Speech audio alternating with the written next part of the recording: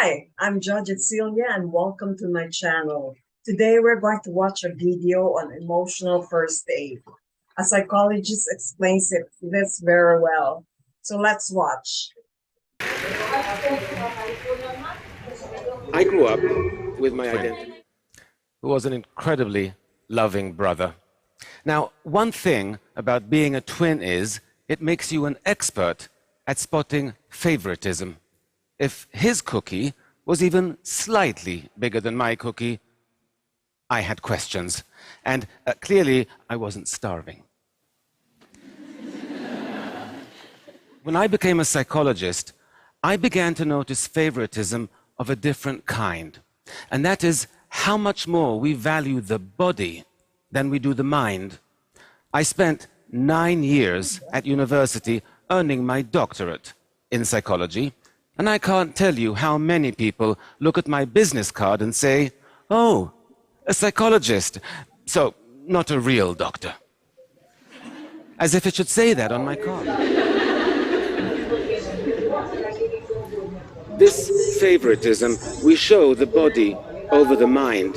I see it everywhere. I recently was at a friend's house and their 5-year-old was getting ready for bed. He was standing on a stool by the sink brushing his teeth when he slipped and scratched his leg on the stool when he fell. He cried for a minute, but then he got back up, got back on the stool and reached out for a box of Band-Aids to put one on his cut.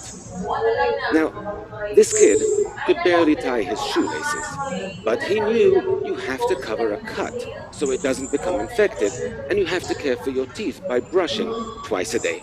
This kid could barely tie his shoelaces, but he knew you have to cover a cut so it doesn't become infected, and you have to care for your teeth by brushing twice a day. We all know how to maintain our physical health and how to practice dental hygiene, right? We know it since we were 5 years old. But what do we know about maintaining our psychological health? Well, nothing. What do we teach our children about emotional hygiene? Nothing. How is it we spend more time taking care of our teeth than we do our minds? Why is it our physical health is so much more important to us than our psychological health? You know, we sustain psychological injuries even more often than we do physical ones. Injuries like failure or rejection or loneliness. And they can also get worse if we ignore them. And they can impact our lives in dramatic ways.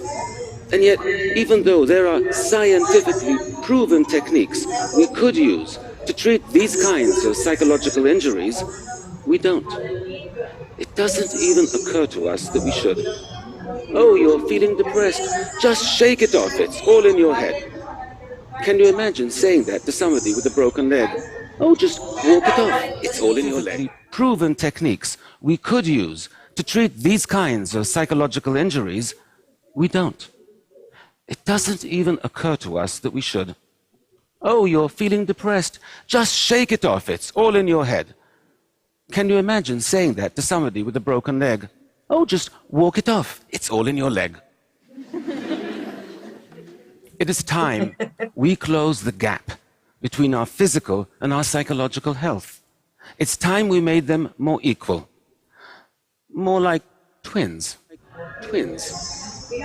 Speaking of which, my brother is also a psychologist, so he's not a real doctor either. We didn't study together, though.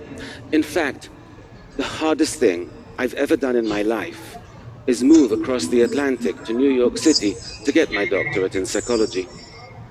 We were apart then for the first time in our lives, and the separation was brutal for both of us. But while he remained among family and friends, I was alone in a new country. We missed each other terribly, but international phone calls were really expensive then, and we could only afford to speak for 5 minutes a week. When our birthday rolled around, it was the first we wouldn't be spending together. We decided to splurge, and that week we would talk for 10 minutes. I spent the morning pacing around my room, waiting for him to call, and waiting. and waiting, but the phone didn't ring. Given the time difference, I assumed, okay, he's out with friends, he'll call later. There were no cell phones then. But he didn't.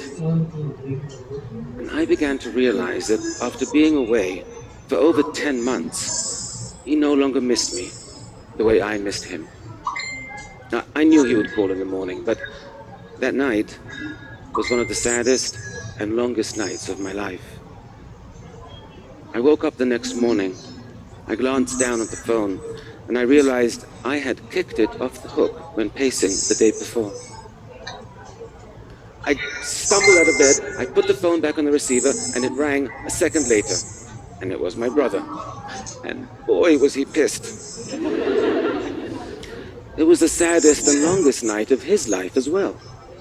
Now, I tried to explain what happened, but he said, I don't understand. If you saw I wasn't calling you, why didn't you just pick up the phone and call me? He was right. Why didn't I call him? I didn't have an answer then. But I do today, and it's a simple one. Loneliness. Loneliness creates a deep psychological wound, one that distorts our perceptions and scrambles our thinking. It makes us believe that those around us care much less than they actually do. It makes us really afraid to reach out, because why set yourself up for rejection and heartache when your heart is already aching more than you can stand? I was in the grips of real loneliness back then, but I was surrounded by people all day, so it never occurred to me. But loneliness is defined purely subjectively. It depends solely on whether you feel emotionally or socially disconnected from those around you, and I did. There is a lot of research on loneliness, and all of it. Loneliness creates a deep psychological wound, one that distorts our perceptions and scrambles our thinking. It makes us believe that those around us care much less than they actually do. It makes us really afraid to reach out, because why set yourself up for rejection and heartache when your heart is already aching more than you can stand? Loneliness I is was a in the wound, grips of real psychological loneliness wound. back then, but I was surrounded by people all day, so it never occurred to me. But loneliness is defined purely subjectively. It depends solely on whether you feel emotionally or socially disconnected from those around you, and I did. There is a lot of research on If loneliness, you feel and all of it disconnected, is horrifying. Loneliness won't just make you miserable, it will kill you. I'm not kidding. Chronic loneliness increases your likelihood of an early death by 14%. 14%. Loneliness causes high blood pressure, loneliness high causes cholesterol. early It death. even suppresses the functioning of your immune system, making you vulnerable to all kinds of illnesses and diseases. In fact, scientists have concluded that taken together, chronic loneliness poses as significant a risk for your long-term health and longevity as cigarette smoking. Chronic loneliness increases your likelihood of an early death by 14%. 14%. Loneliness causes high blood pressure, high cholesterol. It even suppresses the functioning of your immune system, making you vulnerable to all kinds of illnesses and diseases. In fact, scientists have concluded that taken together, chronic loneliness poses as significant a risk for your long-term health and longevity as cigarette smoking. Now, cigarette packs come with warnings saying this could kill you, but loneliness doesn't. And that's why it's so important we prioritize our psychological health, that we practice emotional hygiene. Because you can't treat a psychological wound if you don't even know you're injured. Loneliness isn't Yes, the if you only don't know you're psychological wound injured. that distorts our perceptions and misleads us. Failure does that as well. I once visited a daycare center where I saw 3 toddlers play with identical plastic toys. You had to slide the red button and a cute doggy would pop out. One little girl tried pulling the purple button, then pushing it, and then she just sat back and looked at the box with her lower lip trembling. The little boy next to her watched this happen, then turned to his box and burst into tears without even touching it. Meanwhile, another little girl tried everything she could think of until she slid the red button, the cute doggy popped out, and she squealed with delight. So, 3 toddlers with identical plastic toys but with very different reactions to failure. The first 2 toddlers were perfectly capable of sliding a red button. The only thing that prevented them from succeeding was their mind, tricked them into believing they could not. Now, adults get tricked this way as well, all the time. In fact, we all have a default set of feelings and beliefs that gets triggered whenever we encounter frustrations and setbacks. Are you aware of how your mind reacts to failure? You need to be. Because if your mind tries to convince you you're incapable of something, and you believe it, then like those 2 toddlers, you'll begin to feel helpless, and you'll stop trying too soon, or you won't even try at all. And then you'll be even more convinced you can't succeed. You see, that's why so many people function below their actual potential. Because somewhere along the way, sometimes a single failure convinced them that they couldn't succeed, and they believed it. Once we become convinced of something, it's very difficult to change our mind.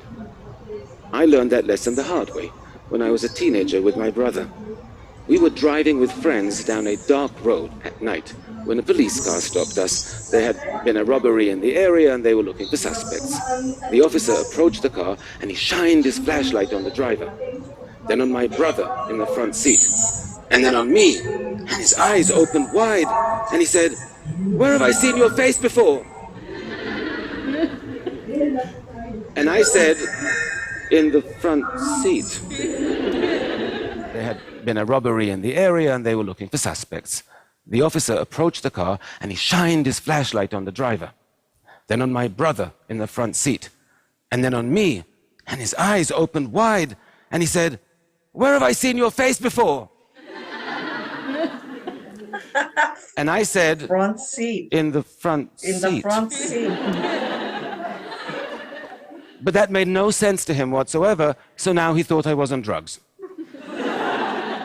So he drags me out of the car, he searches me, he marches me over to the police car, and only when he verified I don't have a police record could I show him I had a twin in the front seat.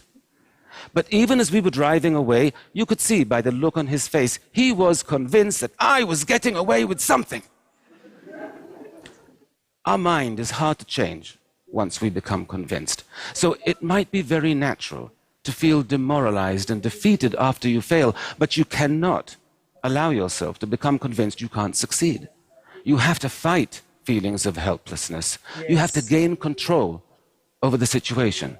And you have to break this kind of negative cycle before it begins. Our minds and our feelings, they're not the trustworthy friends we thought they were. They're more like a really moody friend who can be totally supportive one minute and really unpleasant the next. Our minds and our feelings, they're not the trustworthy friends we thought they were. They're more like a really moody friend who can be totally supportive one minute and really unpleasant the next. I once worked with this woman who, after 20 years of marriage and an extremely ugly divorce, was finally ready for her first date. She had met this guy online, and he seemed nice, and he seemed successful, and most importantly, he seemed really into her. So she was very excited. She bought a new dress, and they met at an upscale New York City bar for a drink.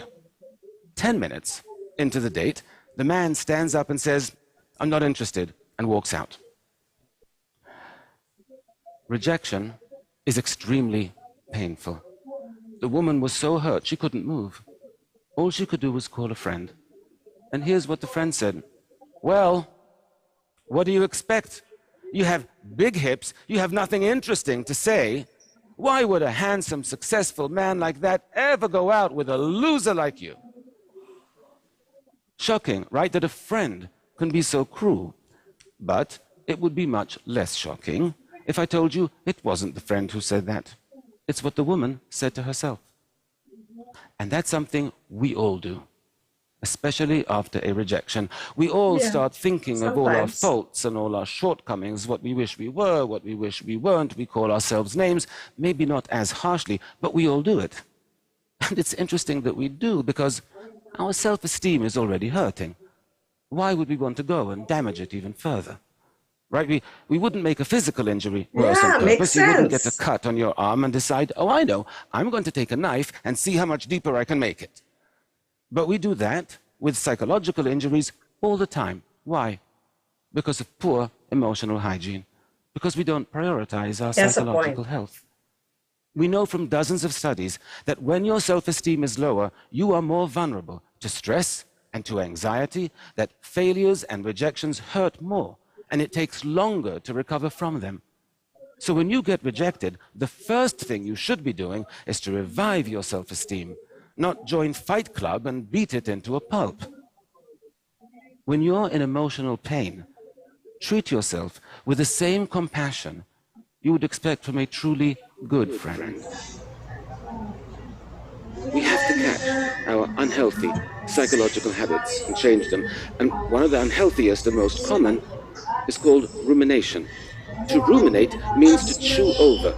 It's when your boss yells at you, or your professor makes you feel stupid in class, or you have a big fight with a friend. To ruminate means to chew over. It's when your boss yells at you, or your professor makes you feel stupid in class, or you have a big fight with a Think friend. it And you over just and can't over stop again. replaying the scene in your Rumination. head for days, sometimes for weeks on end. Now, Replay. ruminating about upsetting events in this way can easily become a habit, and it's a very costly one. Because by spending so much time focused on upsetting and negative thoughts, you are actually putting yourself at significant risk for developing clinical depression, alcoholism, eating disorders, and even cardiovascular disease. The problem is, the urge to ruminate can feel really strong and really important, so it's a difficult habit to stop. Overthinker. I know this for a fact, because a little over a year ago, I developed the habit myself. You see, my twin brother was diagnosed with stage 3 non-Hodgkin's lymphoma. You see, my twin brother was diagnosed with stage 3 non-Hodgkin's lymphoma. His cancer was extremely aggressive. He had visible tumors all over his body. And he had to start a harsh course of chemotherapy. And I couldn't stop thinking about what he was going through. I couldn't stop thinking about how much he was suffering. Even though he never complained, not once. He had this incredibly positive attitude. His psychological health was amazing. I was physically healthy, but psychologically I was a mess. But I knew what to do. Studies tell us that even a 2-minute distraction is sufficient to break the urge to ruminate in that moment. And so each time I had a worrying, upsetting, negative thought, I forced myself to concentrate on something else until the urge passed. And within 1 week, my whole outlook changed and became more positive and more hopeful. 9 weeks after he started chemotherapy, my brother had a CAT scan, and I was by his side when he got the results. All the tumors were gone. He still had 3 more rounds of chemotherapy to go, but we knew he would recover. This picture was taken 2 weeks ago.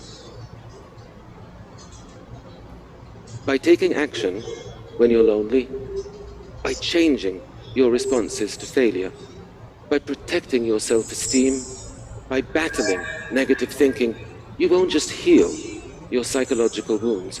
You will build emotional resilience. You will thrive.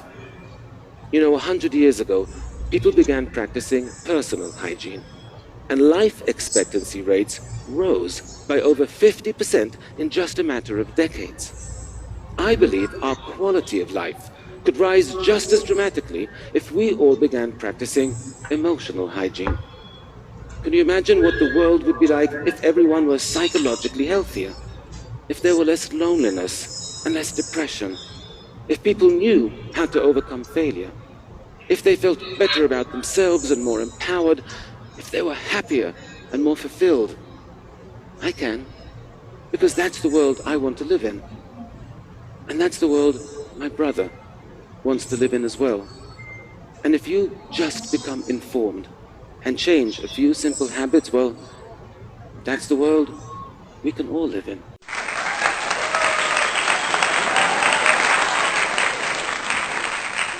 So practice emotional hygiene, especially for the following wounds, to prevent the following wounds: loneliness, chronic loneliness, rumination, rejection, failure. So see you again next week. Bye bye for now.